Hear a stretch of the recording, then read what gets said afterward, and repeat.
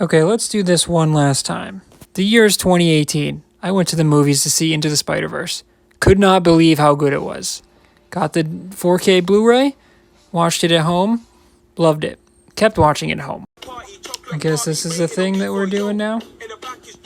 Also forgive the very poor editing. Anyway, you guys know the deal. You want to know what happens next? Here's the review. I'm not scared.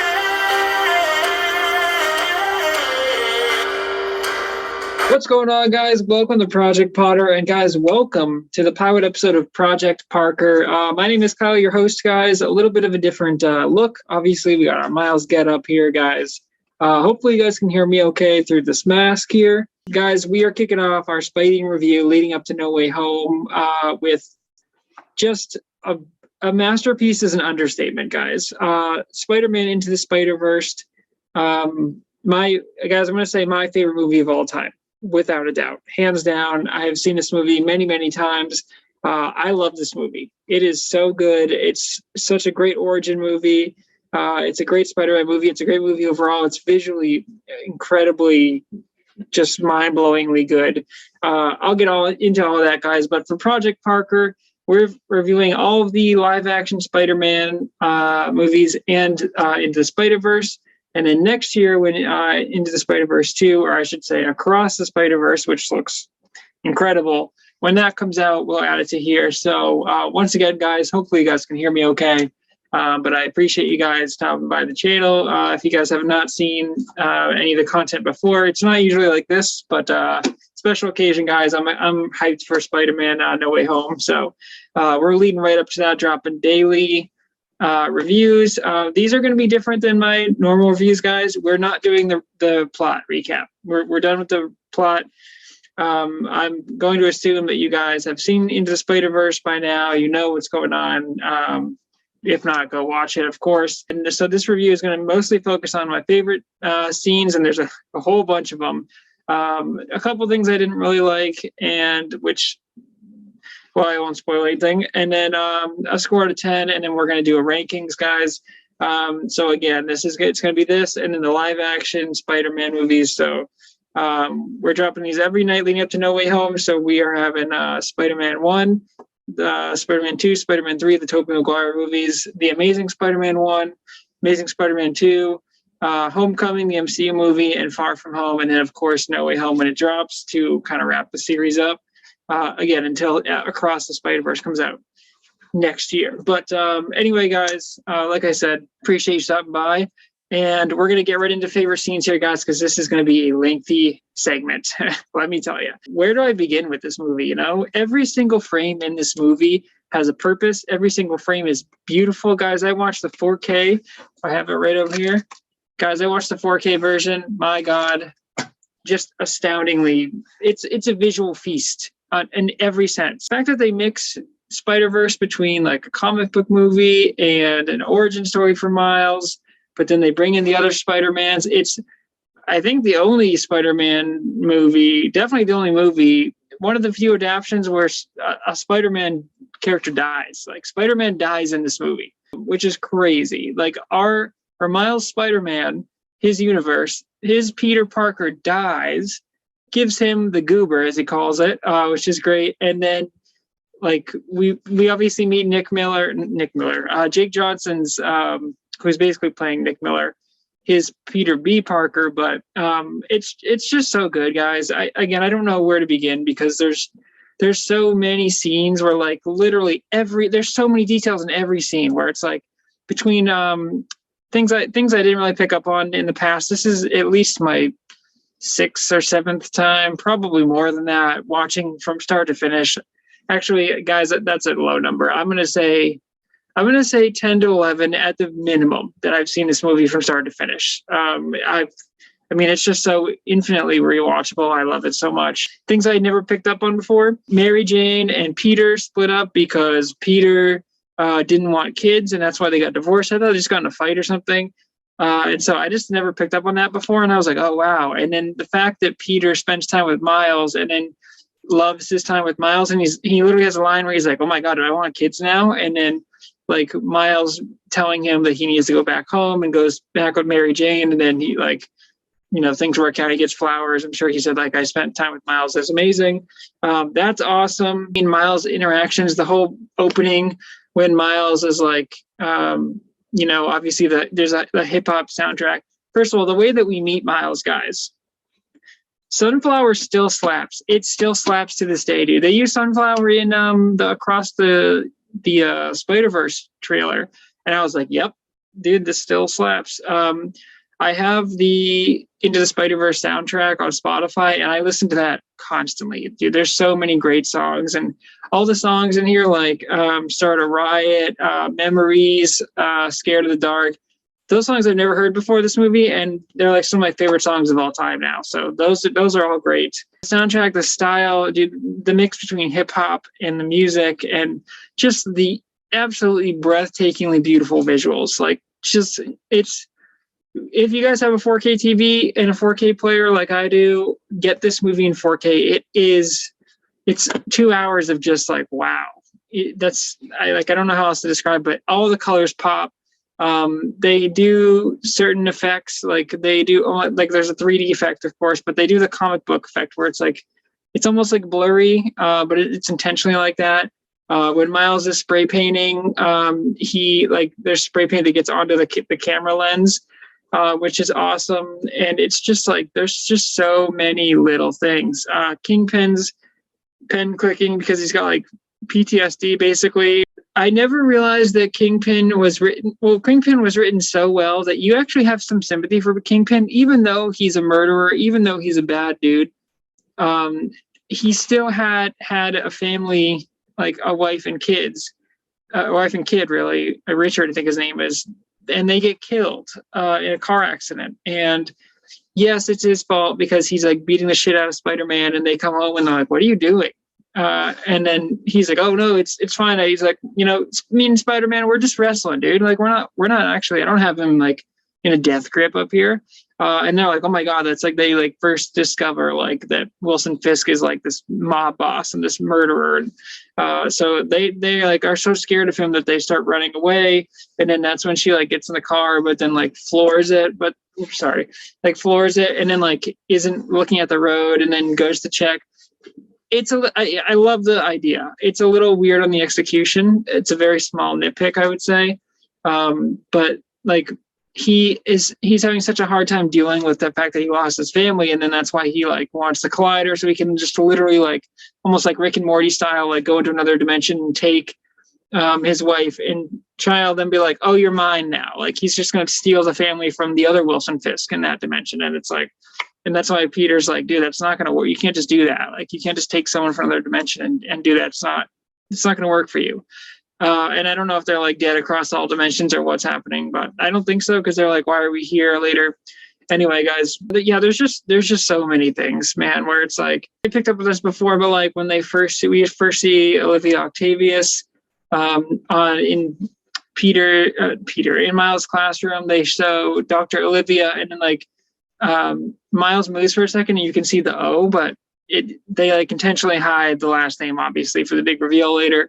The Uncle Aaron reveal is big, but something I didn't pick up on until this watch, guys, when Uncle Aaron takes Miles into the underground to paint or to graffiti or whatever, Uncle Aaron like easily hops the fence, and it's like, well, Miles is like, and I was like, dude, how the fuck did you like?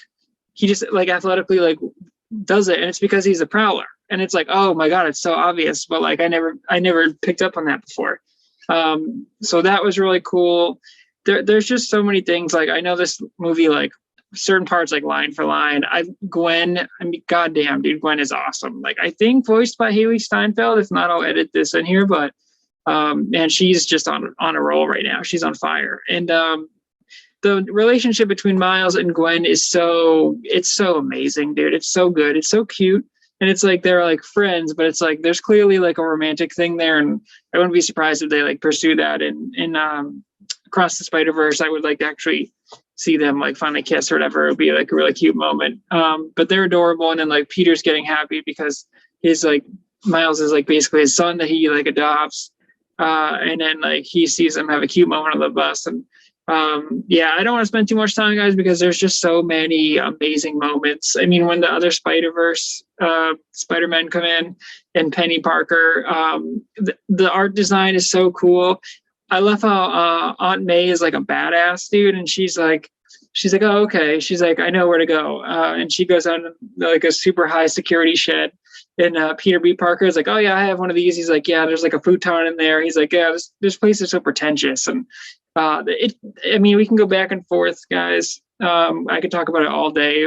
I think it's Mahershala Ali that plays Jefferson Davis. If not, again, I'll edit that in here. But he's excellent. I mean, everyone is just cast so well, and the characters work so well. Nicolas Cage as Spider-Man Noir is so good, where he's like, yes, he's like, I like fighting Nazis. And then he's like, oh, sometimes I let the candle burn down to my fingertips just so I can feel something. And he gets like a Rubik's Cube, and he's like, I don't understand this. And it's just so funny that he like takes it back to his dimension. And yeah, it's just amazing, guys. And the action is so good. And it's a mix between comic and well, not live action, but it's very comic book heavy.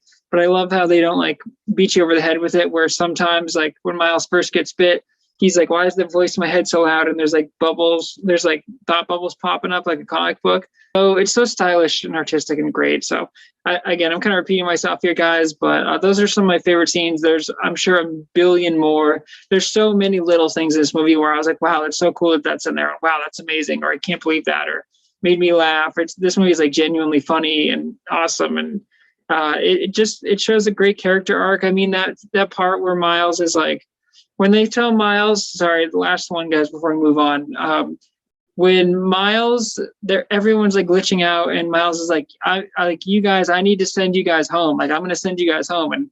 And they're like, okay, and now turn invisible on command. And he's like, can't do it on command. And Jake Johnson's like, can't do it on command, but he's like, he can Venom strike. And he's like, can't do that. And he's like, cannot do that on command.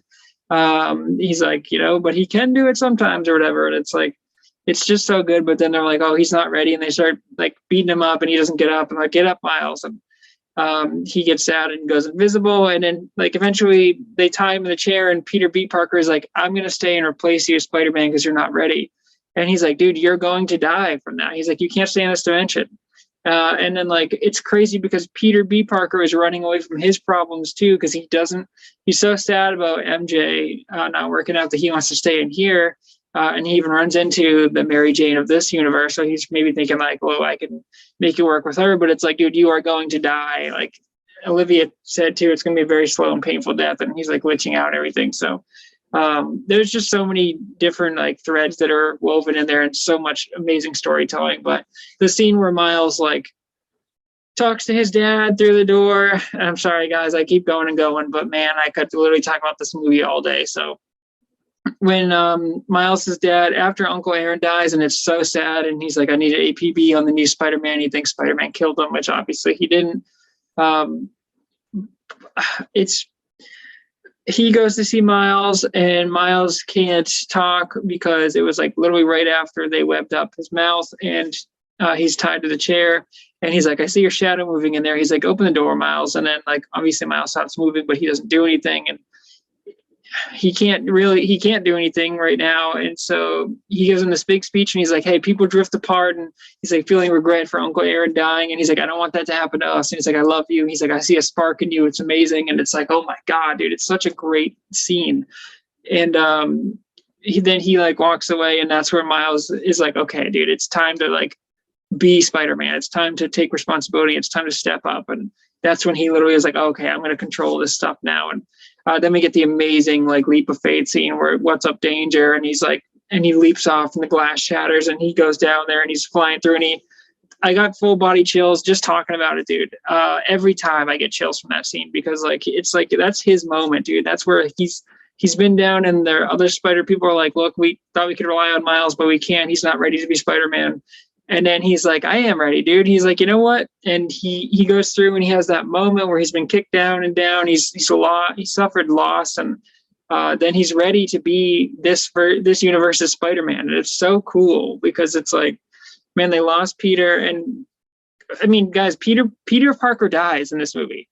Like Kingpin literally murders him, and I love Kingpin's design too. It looks goofy at the beginning, but the fact that he's like huge and like overwhelmingly big is I think really a cool take on it, and also just like makes him feel powerful. And so when he literally just like bashes Spider-Man and kills him, it's like, oh, dude, we see Spider-Man. We never see Spider-Man die. We see Spider-Man get his ass kicked and get his like mask ripped off. We'll see in Toby's movies and stuff, but not ripped off, but like his almost identity revealed, like when he's fighting villains and stuff. And it's just crazy because there's so many like amazing, big, shocking moments. A couple times where the mask it's taken off, and I go, "That's a no-no." And it's just so much fan service for Spider-Man fans, and so those are just some of my many favorite scenes in this rambling segment of favorite moments. Okay, guys, I just have a couple of nitpicks for this movie, like very few, because, and even these are like just because I was looking for it and I had a critical eye. It did not take away from my enjoyment of the movie at all. Uncle Aaron, when he's chasing Miles, he comes very close to when right after Peter dies, right? And Kingpin goes, "Kill the man," and I'm like, "Oh, dude, that's a sick line." And then it's that amazing Prowler music. But I'm not here to. This is not my time to praise this movie. I did that already. Prowler goes after him in his dope ass purple like movements and stuff, and then that's when Miles, who could barely go over the fence before, now he's starting to get the super strength or whatever. He now goes over the fence easily, which is a nice little moment. But Prowler's going after him, and he's pretty close. He's like, I'd say 5 or 10 feet within him, and like I think he could probably see his face. He doesn't notice that it's Miles because, like, later on, obviously, when Kingpin kills Uncle Aaron, he's like shocked that he takes off Miles' mask. Also, it's just weird because, like, you think he would know how Miles dresses, and it's like, I know he's got his Spider-Man outfit on, but like, it's just weird. Also, why wouldn't Miles just turn around and be like, take his mask off and be like, "Uncle Aaron, it's me," like, you know what I mean? So little thing there, especially when he's like running from what's his name, when he's running from Prowler, and Prowler like almost runs him over with a bike like at high speeds in traffic, and I was like, dude, just tell him you're Miles before he actually kills you by accident. Like, so yeah, that's crazy. And then it's just a little thing where I was like, I feel like he would have known, or that could have been avoided there. There was another thing too, but honestly, guys, I think I forgot it because there's just so much greatness in this movie that I'm like, it's very hard to find things wrong with this movie. And I don't think that's going to be the case for the rest of the Spider-Man movies, but for this movie, it's pretty much nearly perfect. Okay, guys, that brings us to the score. If you can't tell, this is a 10 out of 10. Man, if I could put this at 100 out of 10, I would. And technically, I guess I could because it's my show, but my channel, but yeah, I'm going to tell you guys right now, as we're just going to skip right into the rankings too. Obviously, this is the only one, so it goes by number one by default.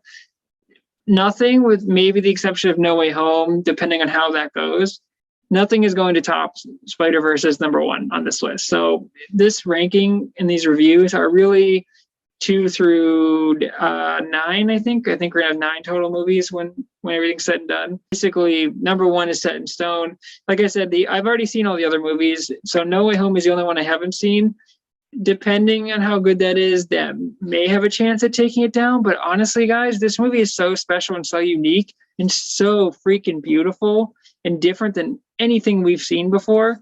I really don't see anything knocking it off. Like, this is my favorite movie of all time, and every single time I watch it, somehow it gets better, and somehow I pick up on things that I never picked up on before. You guys can thank me for this one because I watched like the director's commentary or whatever on the Blu-ray like a while back, and they pointed out I can never unsee this kid now. There's like a smiling kid that's in there, and so you guys will notice it when Miles first walks into the classroom. It's like the kid is smiling at him. It's wicked funny, and then after he's like gets his hand stuck on Gwanda's hair, he's like, "Oh, nobody noticed," and then he looks over, and this kid is just smiling so freaking much at him. It's hilarious. The kid is so funny looking, but they call him like Smiling Kid or whatever. They said like he sticks out. He's in like a whole bunch of scenes, and I never noticed it before, and now every time I look for it, and it just cracks me up. So but yeah, guys, just what a film, you know. Okay, guys, well, that's the pilot episode of Project Parker. So, guys, like I said, it's going to be a little bit different than the other reviews. We're not going to do any recap, although I pretty much just recapped half the movie or 3/4 of the movie. We're going to focus on favorite scenes, worst scenes, which we didn't have very many at all in this one, the score and ranking. So probably going to be pretty quick. I feel like I rambled for a bit much, guys, so we'll see. I love Spider-Man, so I'll have a lot to say for all these, and I want to give you guys my honest opinions and reviews, and hopefully something different and unique that you guys haven't seen in other things. So, again, appreciate you guys. These are going to be dropping nightly, guys, so this one will be up, and then tomorrow night, guys, we are going to be reviewing Spider-Man, the 2002 movie, the first Tobey Maguire movie, which I'm very excited for, guys, because that is a classic movie, I feel, and my childhood basically, and part of the reason why I'm so excited for No Way Home, because Tobey and Andrew are rumored to be in it, and it's almost confirmed, and we've been waiting a long time, at least for Tobey, at least I have. So will I cry like a baby as a 30-year-old man in a movie theater watching Spider-Man? Probably. If Tobey shows up, actually, I guarantee I will cry. But anyway, guys, I'm rambling here, so appreciate you guys checking out the pilot episode of Project Parker. Thanks for checking out the channel, Project Potter, not to confuse those two. Go like, comment, subscribe if you guys do like the content. And until tomorrow night, guys, stay swinging.